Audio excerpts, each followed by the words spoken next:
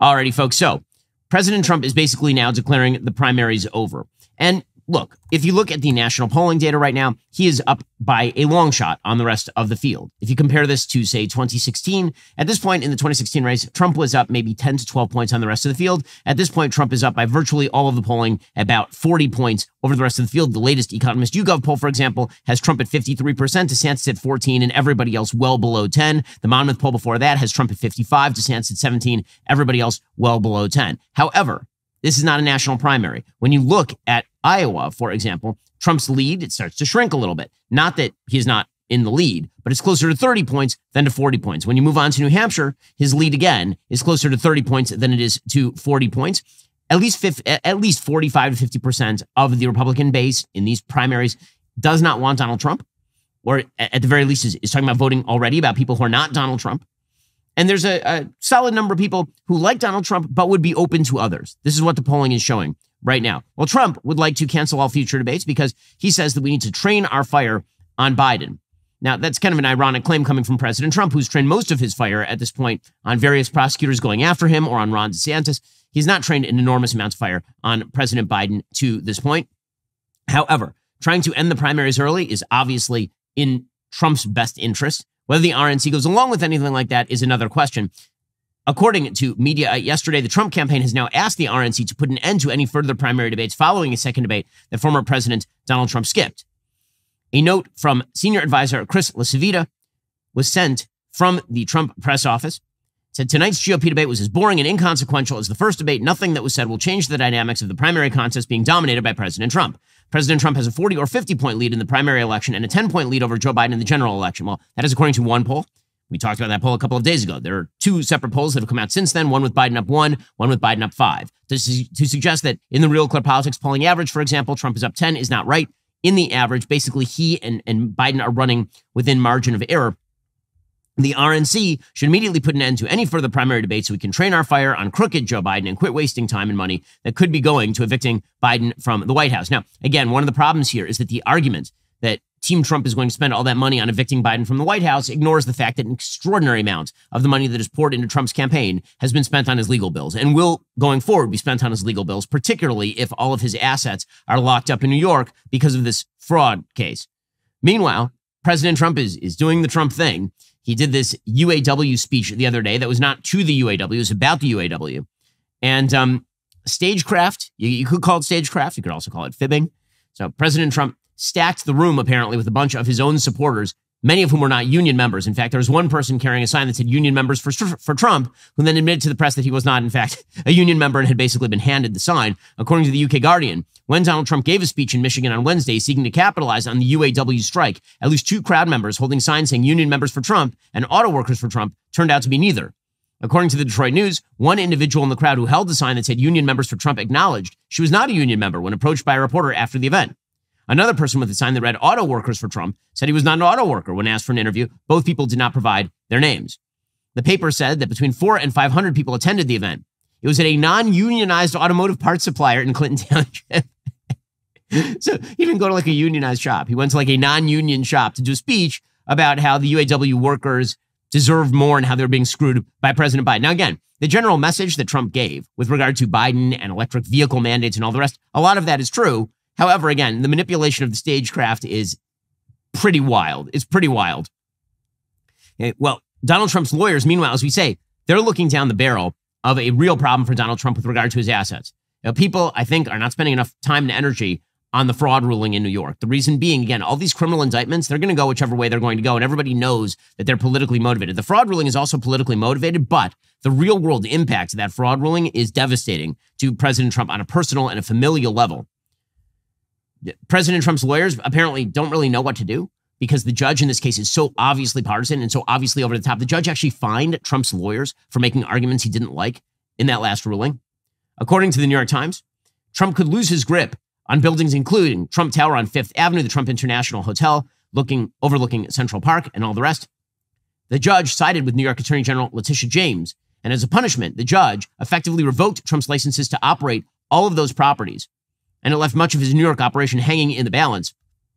Trump is expected to appeal. He's already sued Justice Engoron himself, who's been a thorn in the side of the Trump lawyers for more than a year. In a Wednesday hearing, Trump's lawyers pled for clarity, asking Justice Engoron to explain exactly what the effect of his ruling would be, and the judge refused to say. So it's totally unclear what happens now. So it could spell the end of the Trump organization. It could force the sell-off of several properties. It could basically destroy Trump's organization in New York. More likely, said legal experts, is a period in which Trump would be unable to operate his properties, which would be handed to a court-appointed chief executive. Such an arrangement would preserve Trump's ownership while preventing him and his 2 adult sons from running the machinery of the empire without permission from the court, which could be a problem depending on how much leverage he is taking out against buildings, for example, in order to fund his legal enterprises. Now, all these are obstacles to Trump's reelect. Again, it is not that Trump can't beat Biden. He certainly can. Is that a probability?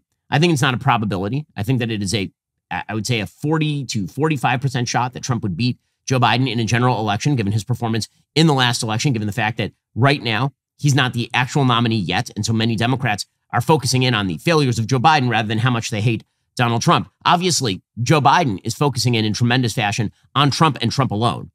And the only reason, basically, that he stayed in the race is because Trump is the nominee. He believes that he's the only candidate that he can beat. We'll get to more of that in just 1 second. First, I want to talk to you about Daily Wire's most trusted privacy partner and premier sponsor of this show, ExpressVPN. Internet service providers know every single website you visit and can sell this information to ad companies and tech giants who then use that data to target you. ExpressVPN helps prevent all that. They reroute your network data through a secure encrypted tunnel so your internet service provider can't see or sell your activity online. ExpressVPN is super easy to use. You just fire up the app, you click one button. It works on phones, laptops, routers, so everyone who shares your Wi-Fi can be protected. Our entire team is using ExpressVPN while we are here in Israel, which gives us peace of mind knowing that our work and our personal data is in fact protected. You should do the same. Protect your online privacy by visiting expressvpn.com/Ben to get the same VPN I use. Use my link to get 3 extra months for free. That's expressvpn.com/Ben. expressvpn.com/Ben. Go check them out right now. It's expressvpn.com/Ben. I've been using them for years. They protect all my data. Obviously, I take my data pretty seriously. You should take your data just as seriously as I do by heading on over to expressvpn.com/Ben and getting that extra 3 months for free. Okay, so President Trump trying to forestall all the rest of the primaries by essentially shutting down the debate.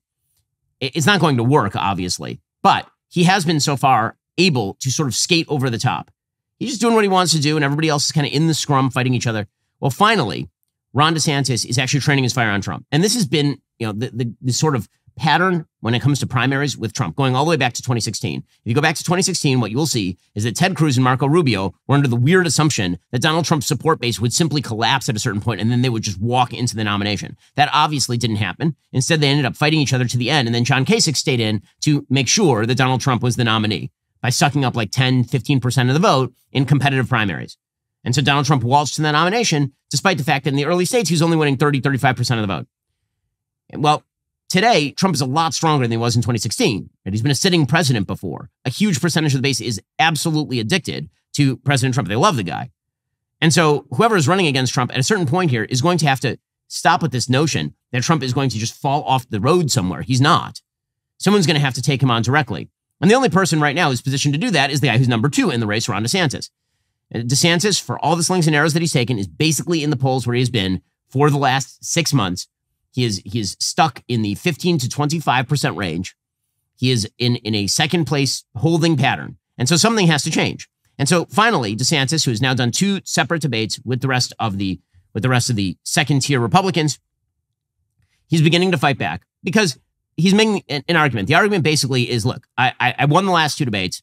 I'm the only other solid candidate. I'm the only guy who's running double digits even against Trump in these primaries. So if you're going to consolidate the field, don't consolidate the field around one candidate who has not even had to go through a debate and who has a lot of blemishes on his record. Instead, why not consolidate the field around 2 candidates and then let us battle it out? And then if Trump wins, Trump wins.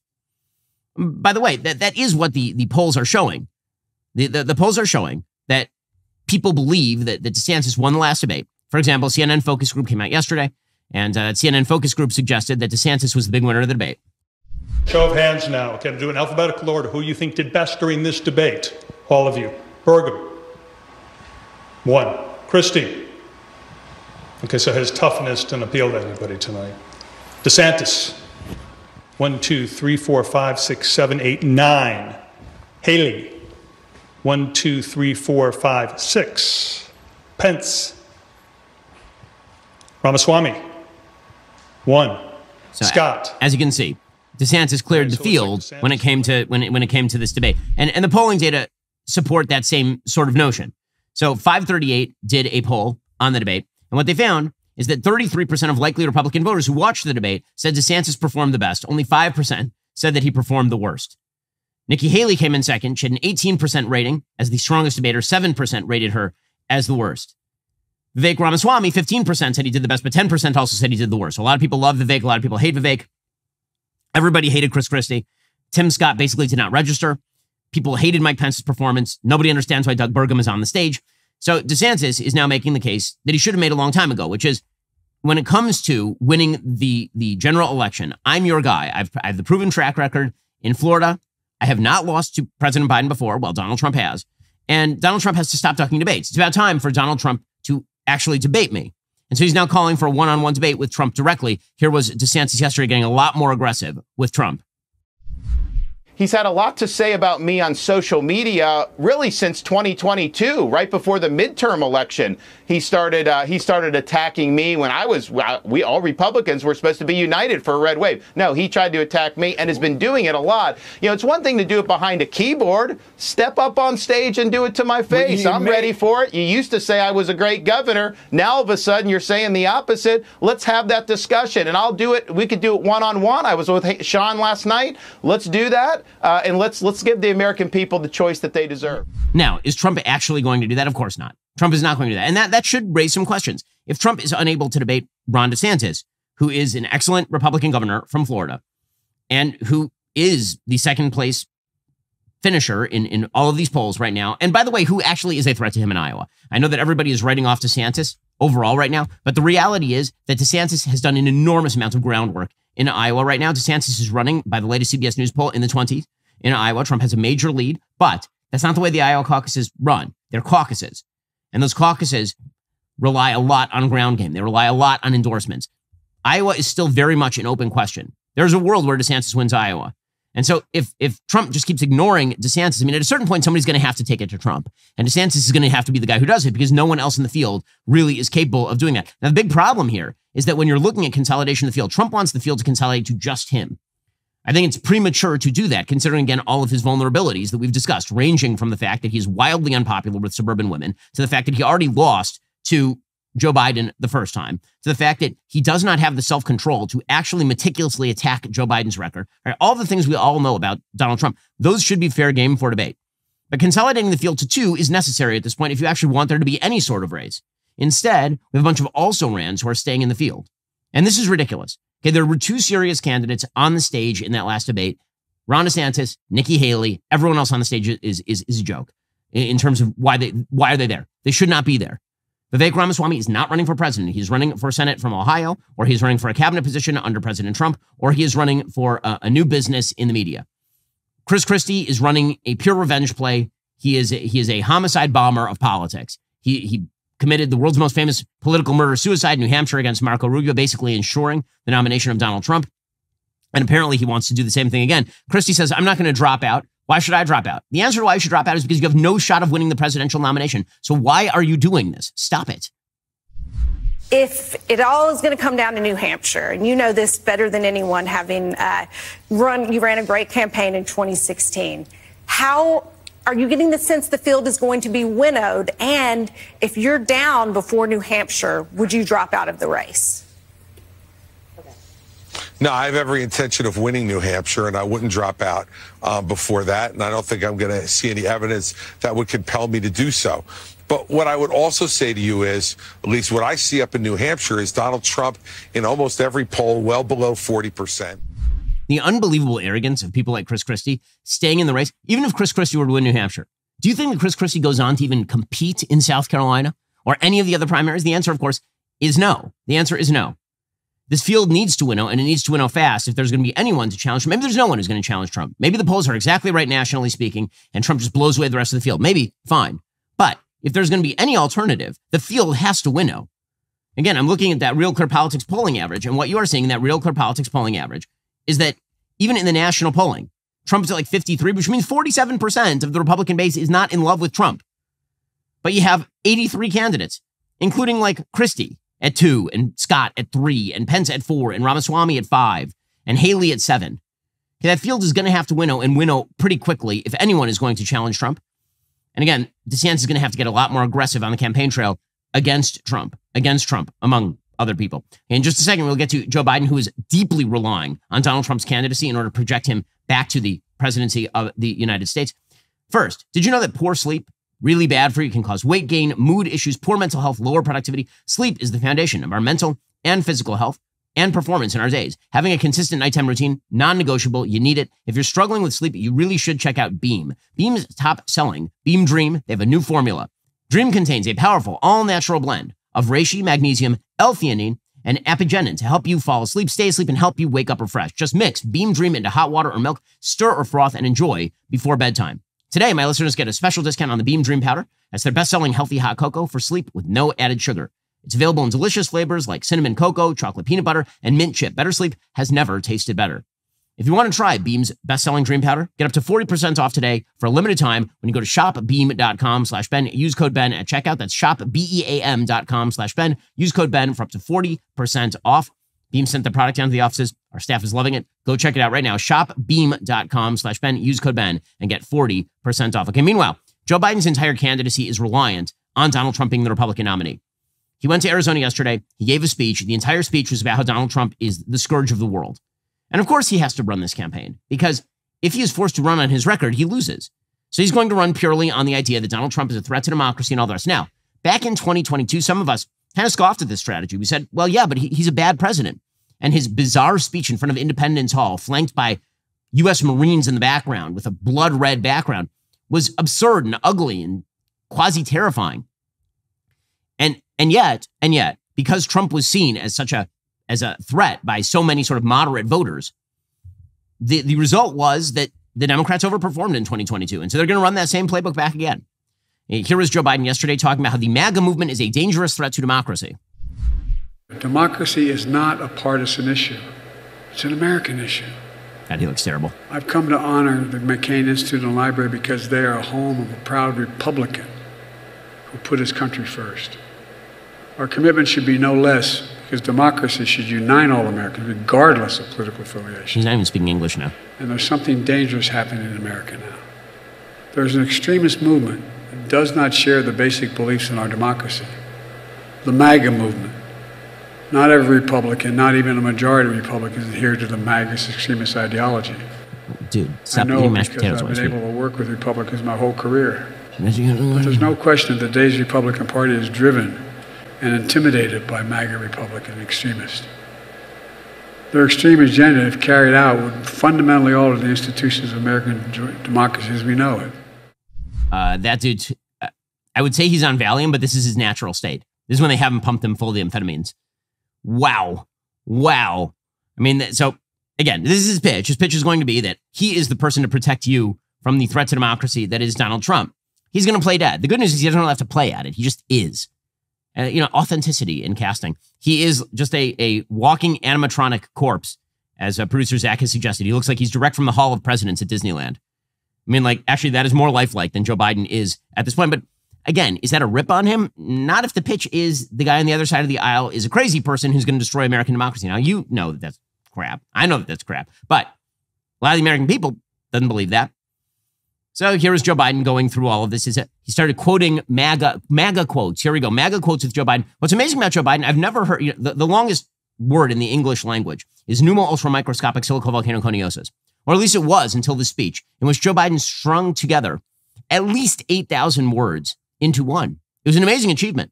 I'm not sure I've ever seen a word this long, like the word you're about to hear. Just consider these as actual quotes from MAGA, the MAGA movement. Quote, I am your retribution. Slitting throats of civil servants, replacing them with extreme political cronies. That's a long word. MAGA extremists proclaim support for law enforcement only to say, quote, we must destroy the FBI. It's not one person. It's a controlling element of the House Republican Party. Whitewash attacks of January 6th by calling the spearing and stomping of police quote, a legitimate political discourse. Okay, again, this is going to be the shtick. And this is going to be the shtick all the way up to the election.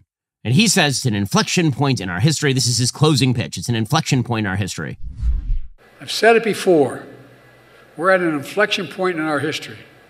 One of those moments that not only happens once every several generations, it happens once every 8 or 9 generations, where the decisions made in a short period of time we're in now are going to determine the course of this country and the world for the next 6 or 7 decades.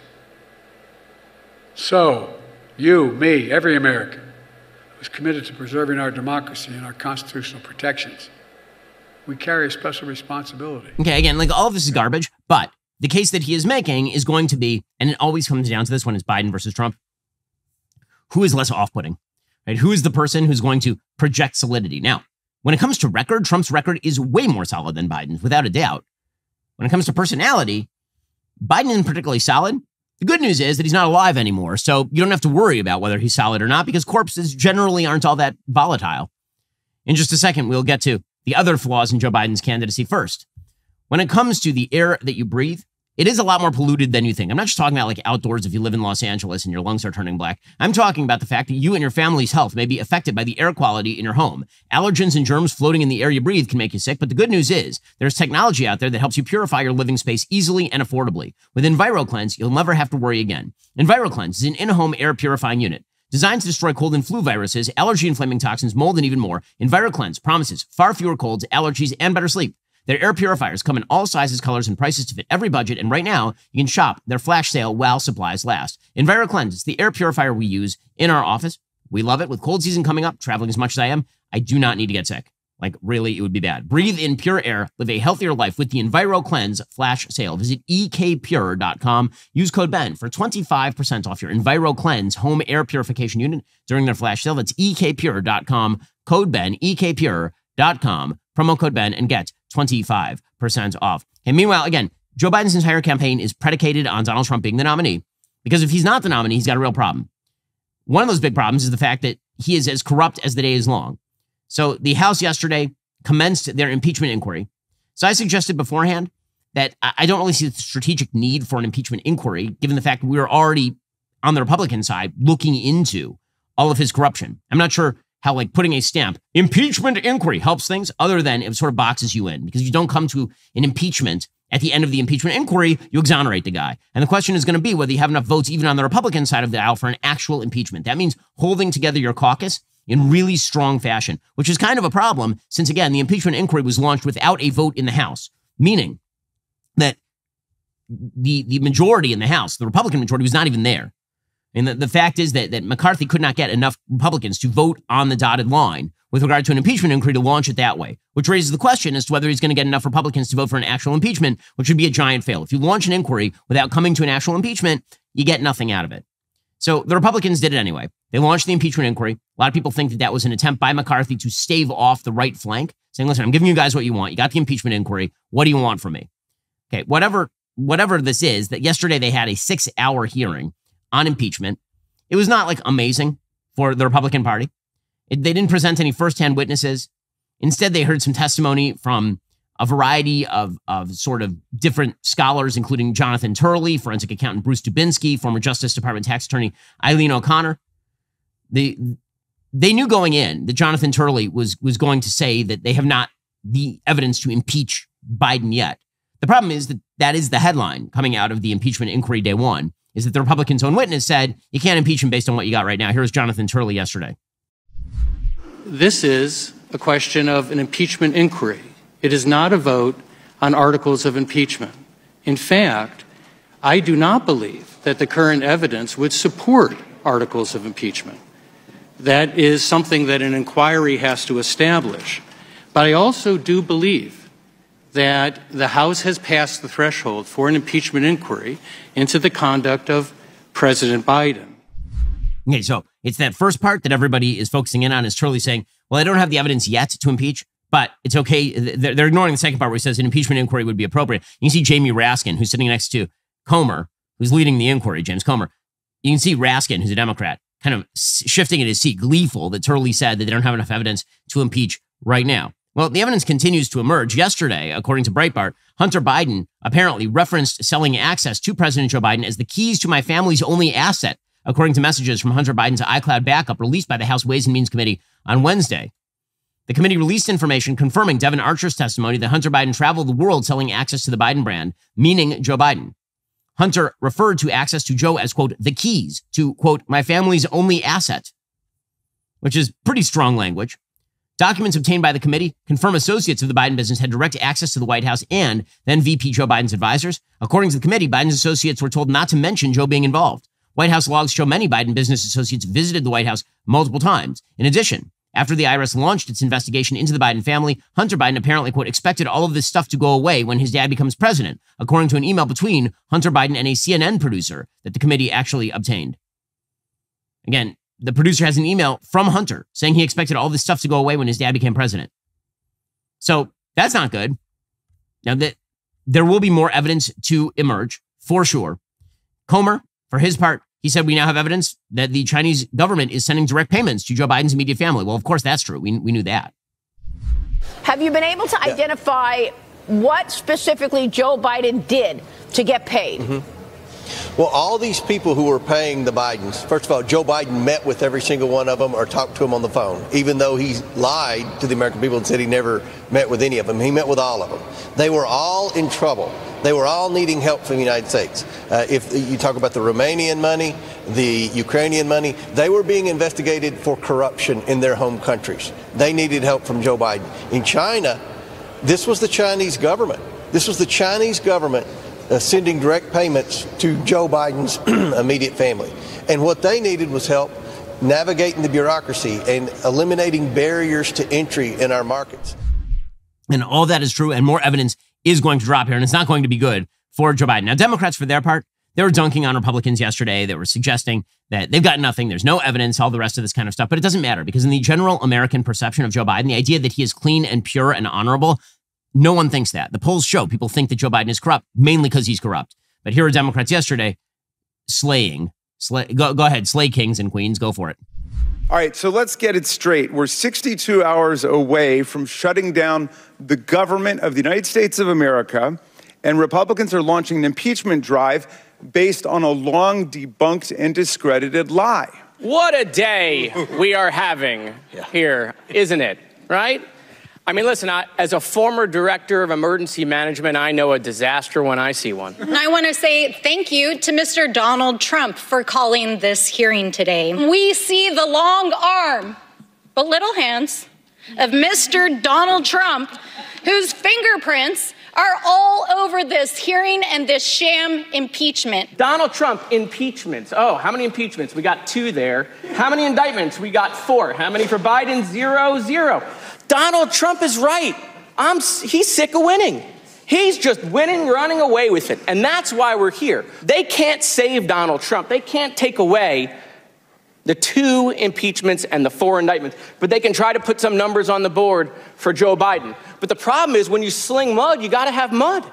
And they just don't have anything, Mr. Chairman. Honestly, if they would continue to say, if we're Hunter and we were playing a drinking game, I would be drunk by now. If the Republicans had a smoking gun or even a dripping water pistol, they would be presenting it today, but they've got nothing on Joe Biden. Come on. If you all think there's so much evidence, we're here. Call the vote on impeachment. Impeach him right now. Well, first of all, that's not what an inquiry is. Okay, first of all, it's not what an inquiry is. But also, guys, go off. Go off. Really, continue to talk about this because it's very, very good for Joe Biden's opposition. In just 1 second, we'll get to the latest on the UAW. It turns out that when you incentivize unions to strike, they like to strike more. It's amazing how that works. First, as you might know, we are fans of our friends over at Genucel. You don't have to take my word for it. Ella from Rockford says, I have both age and acne spots. This stuff is actually fading. Both of them. This serum is worth every penny. Ella is raving about the famous dark spot corrector from Genucel, a must-have after months of record heat and humidity. Sunspots, brown spots, discoloration, even red inflamed patches, all will disappear in front of your very eyes. Here's Genucel's amazing guarantee. You will see results on day 1 or your money back. Not only has Genucel been a longtime partner of the show, my family's been using Genucel itself for like a decade. Crazy fast results. It really, really works. And that's the magic of Genucel because, again, you're trying it completely risk-free. It's about 70% off right now. Take advantage of Genucel's most popular package. It now includes that dark spot corrector plus the classic Genucel bags and puffiness treatment. How? Well, it's simple. Go to Genucel.com/Shapiro. Start looking years, even decades younger tomorrow. Say goodbye to those dark and liver spots, bags and puffiness under the eyes, crow's feet at Genucel.com/Shapiro. That is Genucel.com/Shapiro. Again, they've got an amazing guarantee. Results on day one, or you get your money back. Genucel.com/Shapiro. And so meanwhile, again, Joe Biden, between his corrupt personality, the fact that he is in a state of physical and mental decay, and his bad policy, he is a very vulnerable candidate. The UAW apparently is now threatening more strikes. Oh, that's great. So you mean the president showed up, wore their hat, and now they're like, hey, we got some juice. Let's strike some more and wreck the economy. The UAW pledged to widen its strike on Friday, barring significant progress in talks with Detroit car makers as the companies take steps to keep critical parts flowing to their dealerships.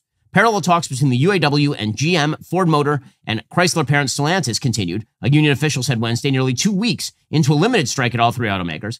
The UAW official said the union would identify new strike targets at 10 a.m. Friday, with walkouts to begin at noon, unless bargainers make headway in negotiations for new four-year contracts. Last week, the UAW expanded that strike beyond 3 assembly plants to include a 38-part distribution centers owned by GM and Stellantis. The union spared Ford for more walkouts. They said they were getting more concessions from Ford. But the widening of the strike, why do you think they're doing that? They're doing that because the president of the United States literally showed up and walked the picket line with them wearing a UAW hat. That is why you end up with more strikes. So if they cut a really, really great sweetheart deal with all of these car companies and your car becomes wildly more expensive, you know exactly who to blame. His name rhymes with Joe Biden. That's exactly who to blame. It turns out again that when the president of the United States endorses one side in a private labor action, it is very likely that that side is going to be incentivized to take a harder line position, not to come to the negotiating table and bargain. Now, speaking of failures, the Ukraine war continues to slog on. According to the New York Times, literally no one has gained ground this year. Although both sides have launched ambitious offensive, the front line has barely shifted. After 18 months of war, a breakthrough looks more difficult than ever. Again, the front line in Ukraine basically changed not at all from last winter. There's supposed to be a major Ukrainian offensive that was going to reverse Russian gains in the Donbass and the Crimea region. Instead, the map looks pretty much the same. Despite 9 months of bloody fighting, less than 500 square miles of territory have changed hands since the start of the year. And meanwhile, Joe Biden has no off-ramp. He's provided no off-ramp. He says that Zelensky's going to do all the negotiating. We're just going to keep signing checks. That is not the way this should work. It's not the way this should work. Everyone knows how this war ends. We've known it for a year. There was going to be a negotiated settlement. No one believes the Ukrainians are pushing the Russians all the way out of Crimea and all the way out of the Donbass. There's been almost like zero territorial change. The last major territorial change was in November, December of last year. Otherwise, no territorial change whatsoever. Since the start of the year, Ukraine has gained about 143 square miles, and Russia has gained about 331 square miles. These are not major amounts of territory. And yet Joe Biden has no plan to end this war. It's just going to continue ad infinitum, which presumably is why some other Democrats are starting to look around and go, like, why isn't anyone jumping in on this guy? I mean, he's vulnerable on the Democrat. Like 70% of Democrats don't want him to run again. One of the people who is now delusionally thinking about running for president is apparently Cenk Uygur. I myself have debated. You can watch that on YouTube. It's fascinating stuff. Here is Cenk yesterday announcing that he might be staffing up for a 2024 primary run against Joe Biden. Crystal, we are definitely in a unsolvable riddle. Yeah. Because the corporate Democrats say, I will not disobey. I will always bow my head. Right. And the progressives say, well, I can't run. The mainstream media will destroy me. They'll destroy my life. They'll destroy my career, et cetera. Right. So how do we get past that? That's why I'm desperate enough to think maybe I should do it. And I'll tell you why. Because let's say that somebody like me gets in the race. Yeah. The Democratic voters are dying for an alternative. They keep saying in every poll, for God's sake, give us someone else. Give us someone else. If someone like me were to get to 20 points, do you have any idea how quick Newsom and Whitmer would enter the race? And so that's Cenk basically saying, I'll get in the race just to show that Biden's vulnerable, and then you'll see some other more serious candidates jump in. There's a reason that Democrats are hitting the panic button right now, and Cenk does not happen to be wrong. I mean, again, there's something tactical to what he's doing there. I think that it's a mission doomed for failure, but he's saying it's a mission doomed for failure. It's kind of fascinating.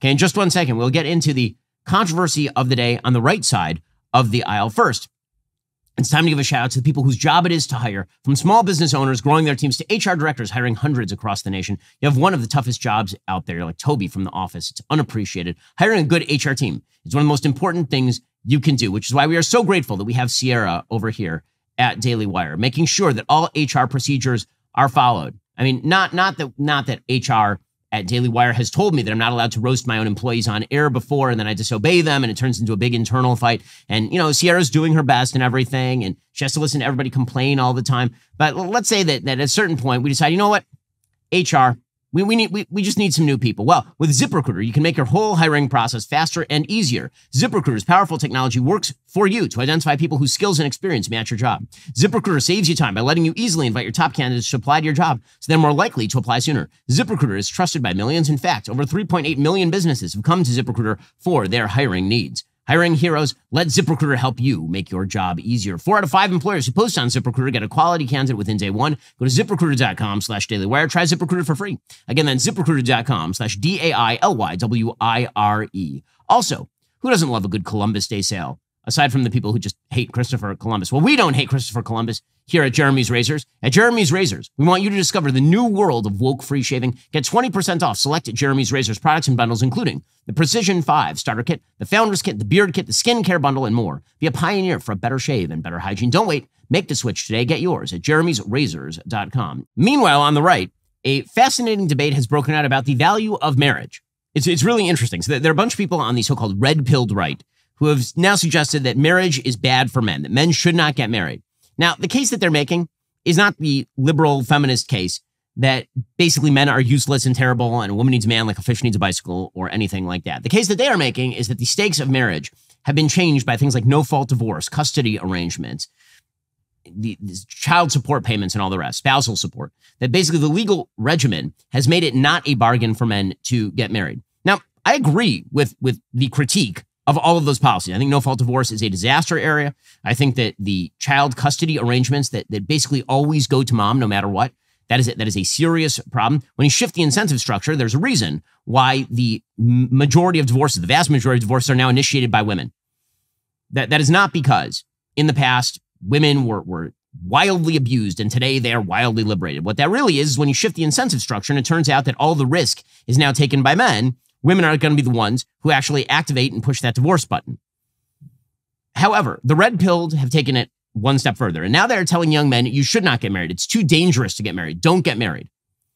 That's foolish. That's foolish. So let's go through some of these arguments because they become very popular on the right. So let's start with Pearl Davis. So Pearl Davis is an anti-feminist who has become pretty popular these days. A lot of people label her sort of a female Andrew Tate, although without the checkered past.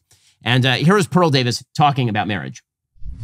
The TradCons, Daily Wire, conservatives are saying that Pearl's just a doom and gloomer who lies about stats, just focuses on the negatives, never the positives, and all the men complaining are just crybabies. And so one day he comes home and he finds out that his wife had called the police on him and told them that the first time they hooked up 10 years ago, he had quote unquote raped her. And the truth of the matter is, when a man has children, they're not his kids. A man has no way to have children and those kids be actually his. They're always hers because the courts give the women custody 90% of the time, and rich men are really the only ones that have the money to fight it and the time. So I ask the Daily Wire, Jeremy Boeing, Matt Walsh, is this just crybabies? Are they just they're crybaby, weak men who don't man up and want to risk that? So, it's interesting because instead of demanding that the laws change and demanding women face repercussions for doing this stuff, you guys demand that men need to step up and take part in a system that discriminates against them. You say, oh, find a girl that prays, she won't do it. And I had this thought too, until I found a Muslim girl that did the same thing. I found a Christian girl that did the same thing. I found a Catholic girl. It's happening all over. Whether you want to believe it or not, it is happening.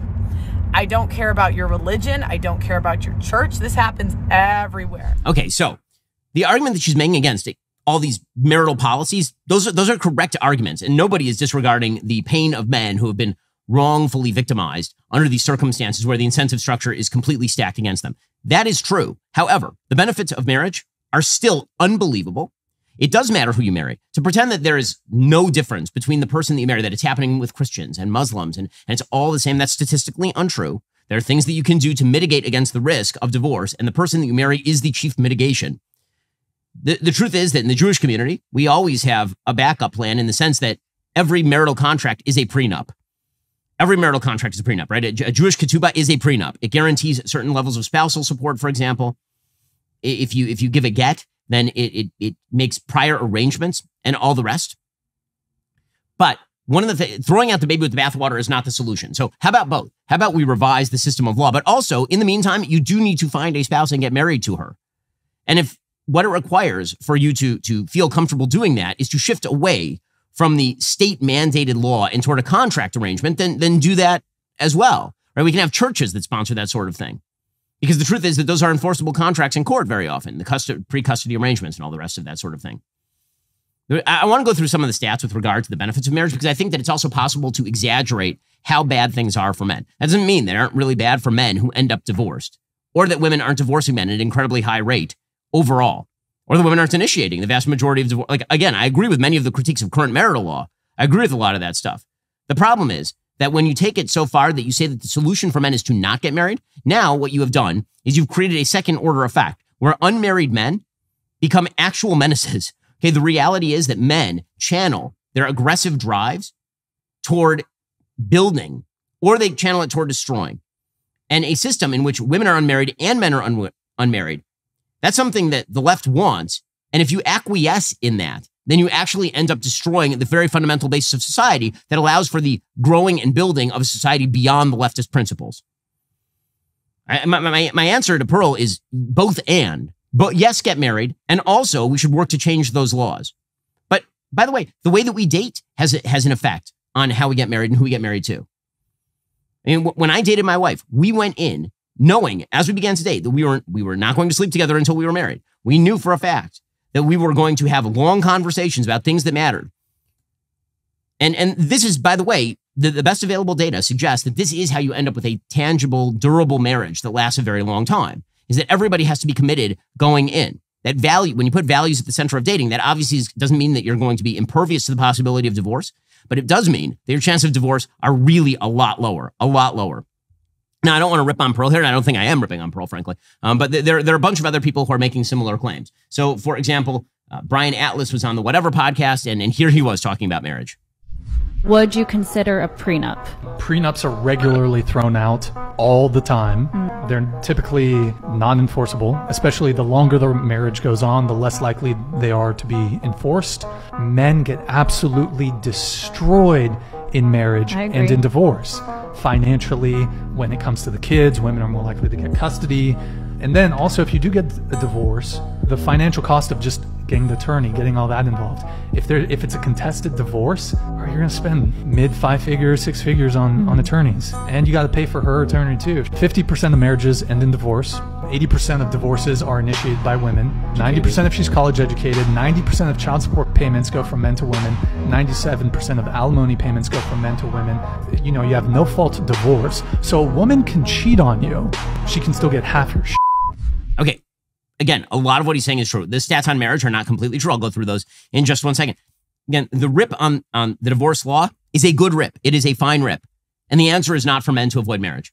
The answer is for men to find a good woman to get married to who is committed to values. Yes, of course, marriage is a risk. Of course it is. And that risk is disproportionately borne by men at this point. That is true also. But is the reward worth the risk? The answer, in a huge majority of circumstances where both people are committed, like say, share Christian values, for example, the risk is worth it, is the basic principle.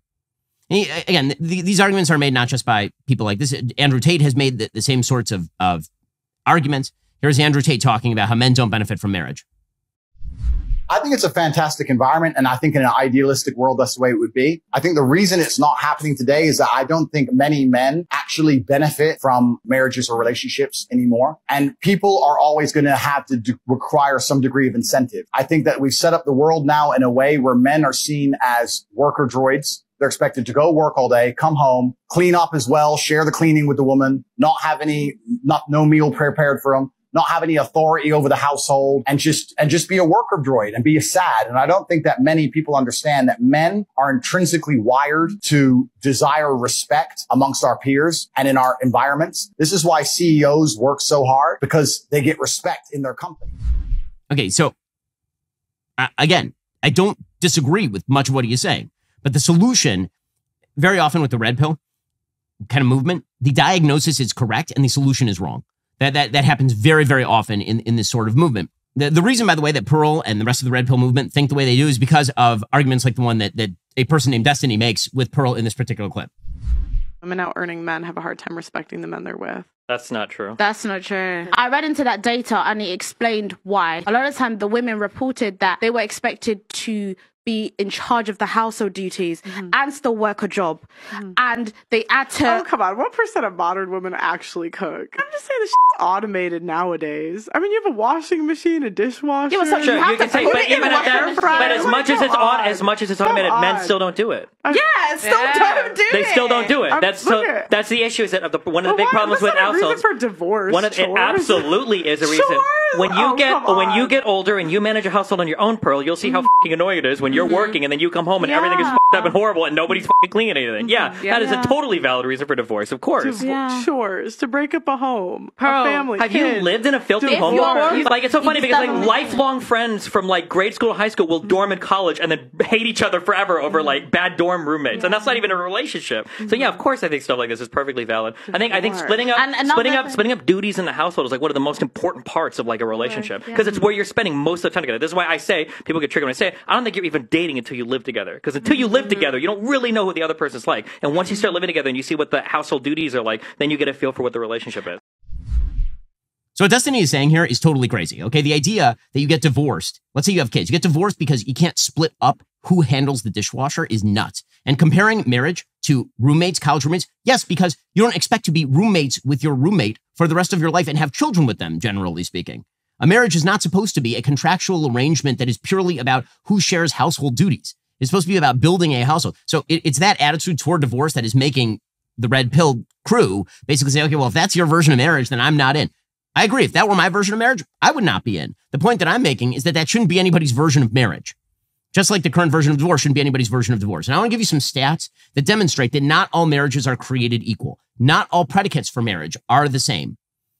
So Brad Wilcox, who is a social science scholar on all of this, he has a book called Get Married, and it's all about marriage and divorce. And here are some of the facts in that book that are well substantiated by the data. The number one factor in predicting a high-quality marriage is perceived partner commitment. If you believe that your partner is deeply committed to the marriage, you will be deeply committed to the marriage, which is one of the reasons why it really matters how you date. It really, really matters how you date. So I agree that in a context where you're picking up a girl at a bar and then you live together and then you get married to her, that's a very risky situation. You put yourself in a situation that is very risky, but that is not how I've ever recommended dating. That is not ever how I've recommended getting married. It is all part of a holistic view of how male-female relationships work. If you just take marriage as an institution and you just throw it out there and however you date is supposed to be equivalent, that of course is not true. Women who attend church are 50% less likely to divorce. For example, so when you heard Pearl earlier talk about, for example, I've seen Christian women do, I've seen Muslim women. Yes, but the question is likelihood. You can always find somebody in any group who does X, Y, or Z. The question is, how often does that happen? How do you mitigate your risk? As far as the stat that 50% of marriages end in divorce, just about 40% right now of first marriages end in divorce, which is way, way too high. It's also down significantly since the 1980s. But again, it's not equivalent between groups. College-educated parents' risk of divorce has fallen by about 25% since the 1970s. And here's a good stat. Almost 90% of their children for college-educated parents are being raised in married, largely intact families today. So it turns out that there is actually a formula to a successful marriage. It tends to be conservative, religious, highly educated. Those would be like the biggest things that are going to affect whether you end up staying married or whether you end up divorced. By the way, another factor that ends up determining whether you stay married or end up divorced is, again, about the nature of the marriage. Do you have kids? Marriages with kids divorce far less often than marriages without kids. In fact, the divorce rate for couples with kids is about 40% lower than the divorce rate for couples without kids, which makes sense because you have less investment. Once you have kids, then actually it damages another party for you to get divorced over the dishwasher. And then somebody else pays for your crimes at that point. 77% of college-educated conservative parents are still in their first marriage. So are 70% of moderates and 68% of liberals. And again, the number of newly divorced people per 1,000 married Americans has declined pretty markedly since the 80s. It was 22.6 in 1980. It is 13.6 today in 2021. As far as the notion that it's like damaging financially for men to get married, no, it's damaging for men to get divorced. It's not damaging for men to get married. Married men in their 30s earn about $95,000. If they're cohabiting, they earn about $68,000. If they're single, they earn about $42,000. The average marriage premium in household assets is more than $290,000 for a stably married man. So, again, I think what people are actually arguing about over here, to be fair to the Red Pill crew, I think what they're actually arguing about is divorce. And so the question is, are you more likely to stay married or are you more likely to end up in a divorce situation? And that is a fair question depending on the process that you use for dating, in the cultural milieu in which you live. In the community where I live, an Orthodox Jewish community, not a lot of divorce. Like very, very low divorce rates. Why? Well, because everyone is religiously committed. Because everybody goes into marriage believing it is a sacred bond that actually matters. Because people don't date for sex. People actually date looking forward to the day when they will have kids together. Because every family in my neighborhood has 4+ kids. Those are the preconditions. But if the idea here is that your basic binary is, are you going to be married or divorced? Divorced is typically worse than never married. And married is way better than both divorced and never married. And so, yeah, it's a risk. But is it a coin flip? I don't think it's a coin flip. I think it is a decision that you have to make as to what kind of person you wish to date, how you wish to date that person, what kind of relationship you wish to build, and how seriously you take that commitment in the first place. Do the laws need to change? Absolutely, and they need to change. They're garbage. I totally agree with that. It is easy for men to be victimized under these circumstances. It's so easy that you should not enter the risk. Well, let's look at some of the upsides and the downsides. Here's a chart from Brad about opioid overdose deaths by gender, educational attainment, and marital status. And what you see is that among men, if you are single, never married, what you see is that the opioid overdoses per 100,000 age 25 plus, it's like 25 for single, never married men. It is even higher for divorced men. And it is extremely low for married men. Really, really low for married men. And again, are you going to be one of the people who gets divorced or not? One of the things you can know going in is you will never get divorced. And then you have to make sure that you marry a woman who will never get divorced. And we can't pretend that divorce sort of falls on you like rain from the heavens. That's not right. The person this is why I give dating advice all the time. My number one dating advice, date for values. Date for values. In the end, that's the only thing that's going to remain. Okay, time for some things I like. So, things that I like today. The Senate has apparently now passed unanimously a dress code, a formal dress code, because they had changed their rules so that John Fetterman could dress like my 7-year-old son. To be fair to my 7-year-old son, he dresses significantly better than John Fetterman. My 7-year-old son, pretty dapper. John Fetterman looks like a schlub and a hobo. Well, according to Axios, the Senate passed a resolution on Wednesday to make business attire a requirement on the Senate floor. The move came after backlash to Senate Majority Leader Chuck Schumer's directive to scuttle the chamber's informal dress code, which was widely viewed to be inspired by Senator John Fetterman. The bipartisan resolution requires that business attire be worn on the floor of the Senate, which for men shall include a coat, tie, and slacks or other long pants. Again, he'd shown up after going to the hospital for depression, and he had presided over the Senate wearing a short sleeve shirt earlier this month. So Schumer said, quote, though we've never had an official dress code, the events over the past week have made us all feel as though formalizing one is the right path forward. I deeply appreciate Senator Fetterman working with me to come to an agreement that we all find acceptable. And of course, I appreciate Senator Manchin and Senator Romney's leadership on this issue. I'm not sure why exactly this was necessary in the first place. Senator Fetterman, for his part, we always say he tweeted, but he never tweets. Right? I mean, it's his team tweeting for him. Tweeted out a meme of Kevin James in like schlubby attire shrugging. It's just, and then he showed up to the Senate wearing a big boy suit. So this is exciting news. He showed up wearing a suit and looking kind of, bewildered by the whole thing. More like my baby than my 3 or 7-year-old. Giving a bizarre thumbs up as he walked through the halls of the Senate. Chuck Schumer undoubtedly told him that he would take him to the ice cream truck. And, if he wore a suit. And so John Fetterman put on a suit, and then he also shaved. So his ever-changing facial hair continued. Man, he is Mr. Potato Head over. I used to be Cory Booker. It is now John Fetterman. Okay, we're going to skip some things I hate. And we're going to get into Elon Musk being sued again by the federal government. It's amazing how if you cross Joe Biden and the federal government, magically you find yourself in the crosshairs. If you're not a member, become a member. Use code Shapiro at checkout for 2 months free on all annual plans. Click that link in the description and join us.